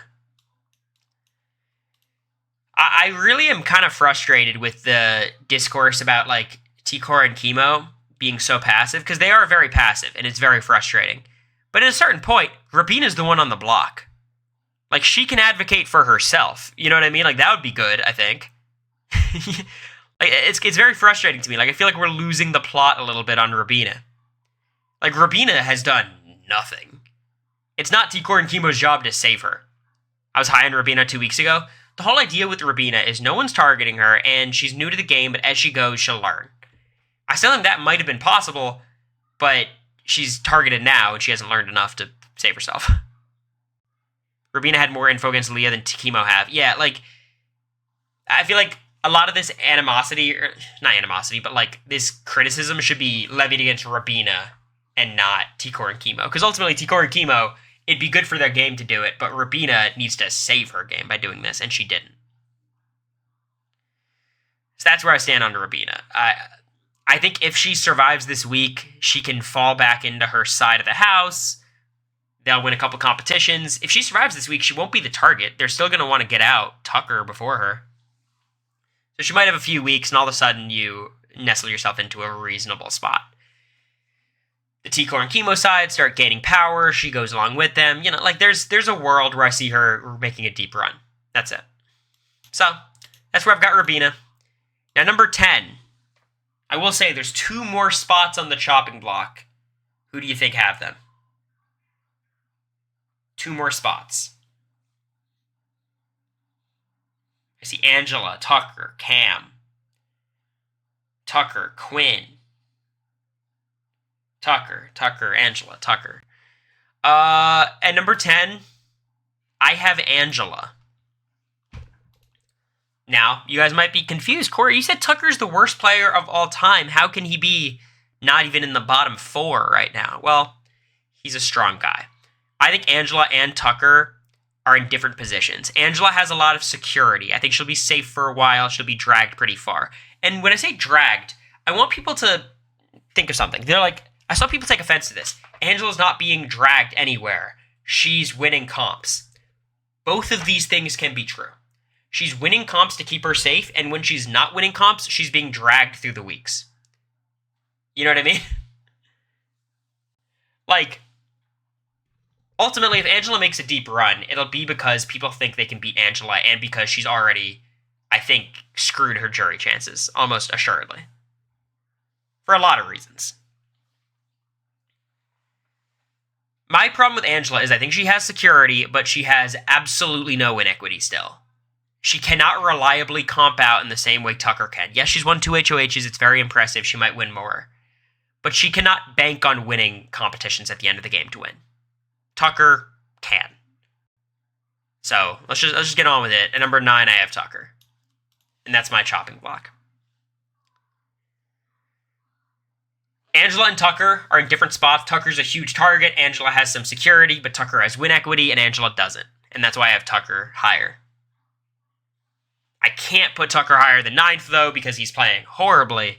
He just so happens to be very strong and fast and smart in regards to competitions. No, Tucker's not the worst player of all time, but, you know, I think he might have the worst strategic game of all time. I think that's an argument you can make. But that's Tucker. I think all 5 of these players have basically been in the bottom 5 since week 1. They're all doing terrible. I think the only person on this entire screen who has a chance of winning is, like, Tucker. If he just literally comps out from the final 12 and, like, twists are used to help him and all that thing. Maybe Robina, if she survives this week and gets in with T-Core and Chemo. I think Leah, Mackenzie, and Angela are truly drawing dead. That is the chopping block. Now we move on to the player rankings. The top 8 house guests. I will say, it's not a high bar to get into the player rankings. You've just got to not be terrible. And I think all these players have proven themselves not to be terrible. Are some of them bad? Absolutely. They're not as self-destructive and horrible. So who do you guys have at number 8? Numero 8. Cam. Chemo, Cam. Number 8. I've got Cam. So here's the situation with Cam. Because I want to talk about these people together. I've got Cam and Quinn at number 7 and 8. Cam, his name has come up a lot less than Quinn's. Quinn's been much more out there, and it's kind of, he's in danger. Cam seems to have a little bit more security, even though that's kind of on the fence right now. But what separates the two of them is Cam, his name comes up a little bit, but he's locked into a side. He does not have the connections with T-Core and Chemo and these people. He doesn't have a good relationship with Joseph, really, outside of, the collective. Quinn has options on the other side. The problem with Quinn is he's playing the middle, where both sides don't trust him. Cam is playing on this side, and that side doesn't trust him. Cam's playing with Cedric and Chelsea, who both don't trust him. Quinn's playing with everyone, and everyone doesn't trust him. I'd rather have everybody, because even if you don't trust Quinn, you could think he's an asset. T-Core and Chemo don't trust Quinn. They should trust Quinn, but they don't, and they're still not going to target him because they see him as an asset. My whole point, Kaysen, is Mackenzie can win AI, but she has nowhere to go after. If Rabina wins AI, she can, or just survives the vote against Mackenzie, she can slot back into her spot. Cedric, of course. Mackenzie, even with AI or Rita winning that, being safe this week, still has nowhere to go. So that's why. But that's the whole argument of Cam versus Quinn. I think Cam, less messy, a little bit more passive, but he has no connections and he's dispensable, or what's the word?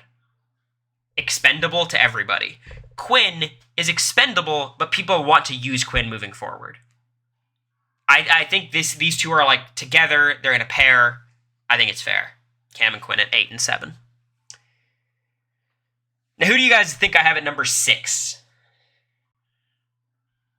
At number 6. Joseph, Cedric, Chemo, Joseph, Cedric, T-Core, Chemo, Cedric. Yeah, at number 6, I've got Cedric. I think Cedric has basically proven himself to be a bad player. He's a bad player, and we all thought he was a bad player from the start, but he's really, proven it now. And it's kind of hard to have faith in his game ability in general. But he's a likable guy. I still think he has a 90% chance of surviving this week.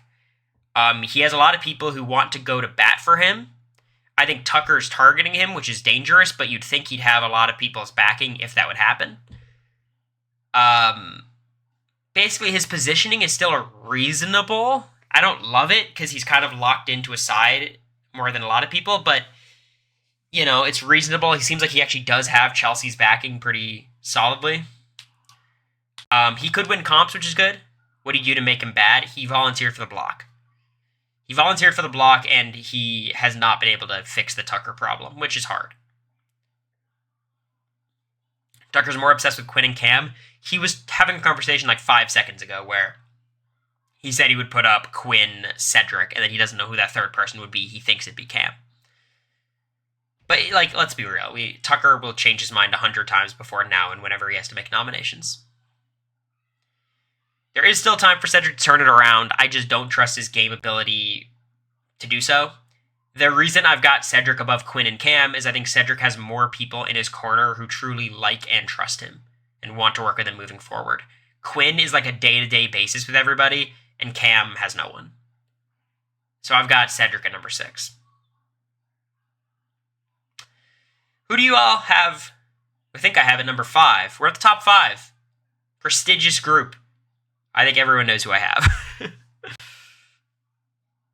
Chemo. Yeah, it's Chemo. It's Chemo. Chemo is not in any danger. He's playing very passively, and I hate it. But he's going to find himself in a fine position. The people who are targeting Tucker are going to target Tucker. Tucker is going to be targeting Quinn and Cedric and Cam, and these people, he's not in any danger. People are kind of aware of his position of playing the middle, but that's not the worst thing. Like, people knew I was playing in the middle, but they still wouldn't target me because they know there's people who are definitely coming after them, whereas I'm a question mark. Or they think I'm throwing competitions, which is like, all right, well, he's a problem, but not one I have to deal with on my HOH, right? Chemo and T-Core, the reason I have T-Core above Chemo is T-Core has more social connections. T-Core is more locked in with, like, Chelsea, Cedric, than Chemo is. So, that's the simple math there. It really is kind of brutal that he's, like, 5th, because it's like, damn, 5th? Like, he's the 5th best player. But think about BB25. Like, there's not that many good players in general on an average Big Brother season. Chemo's basically doing nothing. He's in a safe position. I think number 5 is right. There's a poll up for who's going to be number 4. A lot of people voting. Some T-Core votes. Yeah, it looks like most people are voting T-Core. For me. Number 4 is...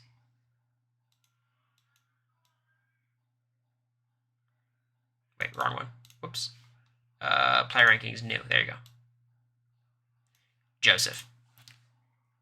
I have Joseph instead of T-Core. Now, the reason is, and this is how Big Brother works, the social game is the most important thing.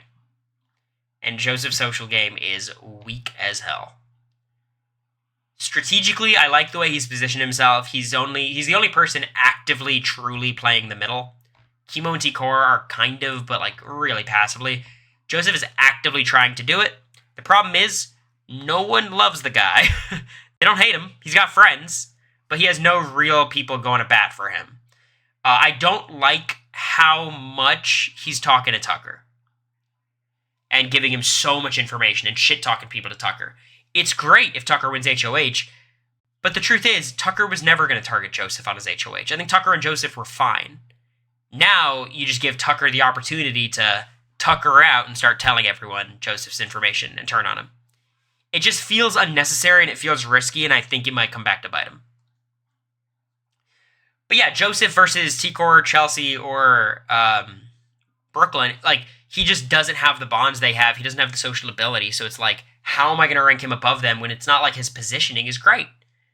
He's safe. He's good. But no one's got Joseph in their endgame plans except maybe Tucker, but even that, like, how much stock are we putting there?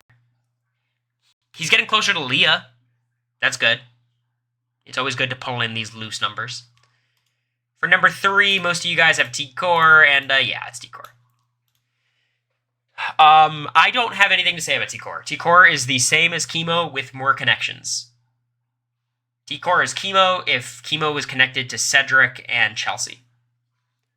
I think ultimately if the collective or the Pentagon starts winning a ton of comps, the 3Cs start dominating, they'll take T-Core as like the final she'll be like the Alyssa Lopez, you know? She'll be the last person they bring with them. Until they cut her, you know? And then maybe at that point, you know, Chelsea would try to take T-Core further, you know? I think T-Core, if she keeps playing passively, will find herself in a really good position. You know? That's all I got to say about T-Core. It's very straightforward. Now, let's talk about number 2. We've had the same top 2 for 3 weeks now. I think. Who do you all have at number 2? There's a prediction going on.